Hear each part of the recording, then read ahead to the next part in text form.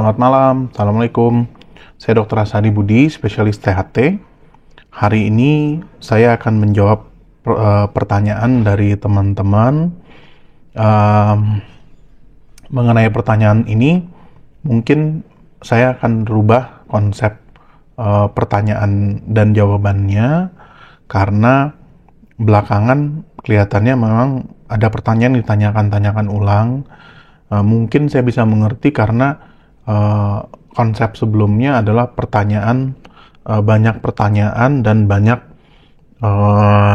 jawaban, ya otomatis mungkin teman-teman tidak semuanya bisa mendengar satu persatu. Maka saat ini saya akan menjawab satu pertanyaan yang memang bermakna, lalu saya akan langsung menjawab. Oke. Untuk pertanyaan yang dipilih kali ini adalah pertanyaan mengenai pasca operasi lalu terjadi lubang kembali. Nah, jadi ada beberapa teman-teman yang bertanya mengenai pasca operasi sudah sempat bagus, gendang telinga sudah sempat rapat, lalu bocor kembali. Nah, kalau itu terjadi, apa solusinya?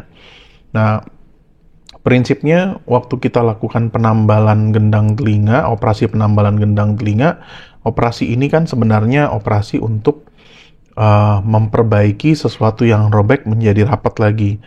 Nah, di sini pun juga kita harus sadari kalau namanya sesuatu yang robek, ciptaan Tuhan aja robek, bisa robek apalagi buatan manusia, ya prinsipnya kurang lebih seperti itu. Nah, tapi kenyataannya operasi itu sendiri, kita sebagai manusia kan cuma bisa berusaha, yang menutup tetap aja Tuhan, balik lagi. Jadi bukan kita yang menutup gendang telinga itu. Nah, jadi saat proses itu terjadi dan akhirnya menutup, tetap aja yang nutup itu yang di atas. Jadi prinsipnya kami dokter itu hanya berprinsip seperti membantu menyambung agar mendekat. Nah, sama seperti misalnya kita setelah melakukan irisan kulit, kan kita lakukan penjahitan. Nah, bukan penjahitannya itu yang bikin nempel sebenarnya, tapi proses dari tubuh yang ada jaringan tubuh yang mendekat, akhirnya dia bisa menempel. Ya prinsipnya begitu. Kalau misalnya jaringan tubuh menjauh kan dia nggak bisa menempel. Nah, tapi kan walaupun kita lakukan penjahitan, tapi langsung dibuka lagi kan tetap aja langsung dia kebuka lagi. Nah, artinya memang proses itu tetap aja ada proses yang terjadi. Nah, dalam gendang telinga gimana? Di gendang telinga sebenarnya kita lakukan penambalan, metode-metode penambalan. Nah, ada metode di mana lubang itu ditambal dengan cara diberikan cangkokan di bawahnya. Nah, ini metode yang kita sebut underlay. Nah, sedangkan ada juga metode cangkokan di mana diselipkan di antara lapisan-lapisan gendang telinga. Nah, ini kita sebut inlay. Nah, atau gendang telinga dikupas habis lalu ditempel di atasnya lalu ditutup lagi. Nah, itu namanya metode onlay. Inlay dan onlay serupa sebenarnya. Nah, metode-metode ini metode dokter untuk menyambung kembali gendang telinga yang tadinya berlubang. Setelah disambung, apa yang terjadi? Ya, dokter kita sama-sama menunggu. Dokter sudah memasang, lalu setelah ditunggu nanti jaringan akan rapat kembali. Nah, jaringan ini biasanya akan rapat kembali sekitar 2 mingguan. Nah, dalam 2 minggu itu kan juga perlu kerjasama. Artinya nggak cuma dokter yang berusaha, teman-teman yang jadi pasien itu juga harus berusaha dengan cara apa? Tidak buang ingus keras, jangan naik pesawat pasca operasi, jangan naik ke puncak gunung pasca operasi, naik lift yang tinggi, sedot-sedot ingus, itu juga semua hal-hal yang bisa bikin cangkokan gendang telinga itu bisa jebol lagi. Nah, setelah 2 minggu umumnya kan sudah bagus tuh, udah clear. Nah, tapi walaupun sudah clear, apakah nggak mungkin jebol lagi?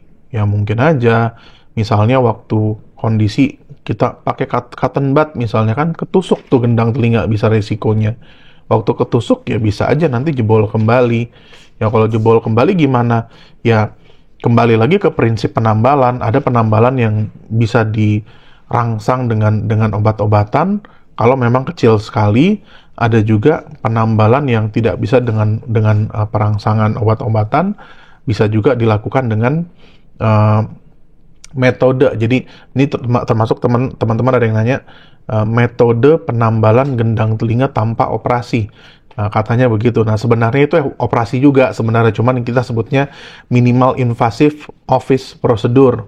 Artinya tindakan yang minimal tapi kita usaha untuk menambal gendang telinga. Nah, contoh misalnya pada lubang-lubang yang kecil, nah itu bisa dilakukan pemberian luka di tepi lubang lalu ditempel dengan kertas. Nah, namanya paper patch terapi. Nah, itu bisa dilakukan di office procedure, artinya tanpa tindakan pembiusan.